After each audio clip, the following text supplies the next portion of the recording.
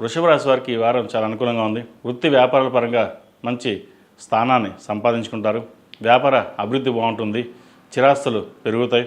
అనుకోని అవకాశాలు, అదేవిధంగా భూ సంబంధించిన స్థిరాస్తులు, కోర్టు వ్యవహారాలు ఏదైనా ఉంటే అవి సమస్యపై మీకు అనుకూలంగా తీర్పు వస్తుంది. వ్యాపార పరంగా అనుకూలంగా ఉంటుంది. రాజకీయ నాయకులతో పరిచయాలు ఏర్పడతాయి. ముఖ్యంగా సొంతంగా బిజినెస్ ప్రారంభించాలనుకునే వారికి కాలం అనుకూలంగా ఉంది. అయితే మూడాలు కాబట్టి డాక్యుమెంటేషన్స్ తదితర అవన్నీ పూర్తి చేసుకుని మూడాలు అయ్యాక పూర్తిగా వ్యాపారాన్ని ప్రారంభించడం చెప్పదగినది.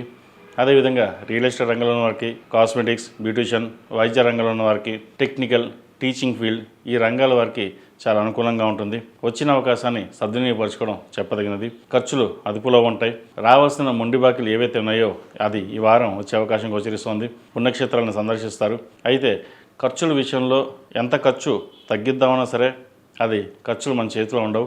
కాబట్టి అవి మంచి ఖర్చులకే భూ సంబంధించిన కావచ్చు, వస్త్ర ఆభరణాలు కావచ్చు కొనుగోలు చేస్తారు. సహోదరి సహోదరు మధ్య ఉన్న విభేదాలు ఎక్కువ అవుతాయి. మాట్లాడేటప్పుడు ఆచితూచి వ్యవహరించడం చెప్పదగిన సూచన. మనసు పరిపరిధిగా ఉంటుంది. స్థిమితంగా ఉండదు. ఏ పని చేసినా అలా చేయాలా ఇలా చేయాలా అనే భావన ఉంటుంది. అయితే స్థిరమైన నిర్ణయాలు తీసుకుని ముందుకు వెళ్ళడం చెప్పదగిన సూచన. ఈ రాశిలో జన్మించిన విద్యార్థులకు చాలా అనుకూలంగా ఉందని చెప్పచ్చు.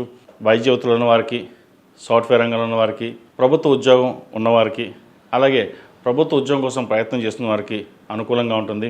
విద్య మీద శ్రద్ధ పెరుగుతుంది. 10 మందిలోనూ మనకంటూ స్థానాన్ని సంపాదించుకోవాలనే భావన ఏర్పడుతుంది. గట్టిగా కష్టపడతారు. పరీక్షలు కూడా దగ్గరకు వస్తున్నాయి. ప్రతిరోజు దక్షిణామూర్తి స్తోత్రాన్ని పఠించడం, దక్షిణామూర్తి రూపుని మెడలో వేసుకోవడం చెప్పదగిన సూచన. అదేవిధంగా కాలభైరవ రూపు కూడా మెడలో వేసుకోండి.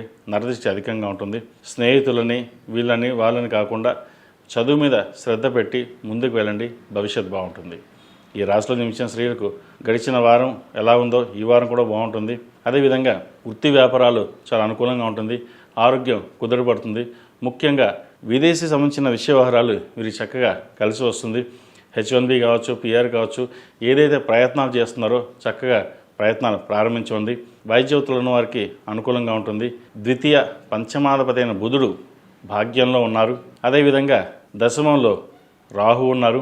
ఏకాదశంలో శని లాభస్థానంలో. అయితే లాభస్థానంలో శని ఉన్నారు. నిదానంగా ఉంటుంది ఫలితాలు. అయితే ఏదైనా సరే స్థిరమైన ఫలితాలు సంపాదించగలుగుతారు. మనం ఇది చెయ్యాలి అనే ఒక పట్టుదల ఉంటుంది.